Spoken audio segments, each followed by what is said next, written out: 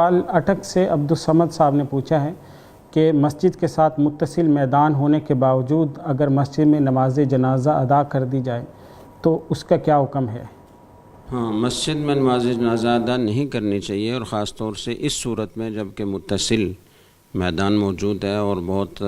آرام سے وہاں نماز جنازہ ادا کی جا سکتی ہے، تو ایسی صورت میں مسجد میں نماز جنازہ پڑھنے کی جو کراہت ہے اس میں شدت آ جائے گی۔ ویسے تو اس میں دونوں قول ہیں اہل علم کے، بعض حضرات نے اسے مکروہ تحریمی قرار دیا ہے اور بعض حضرات نے مکروہ تنزیہی قرار دیا ہے، لیکن جب میدان پاس موجود ہے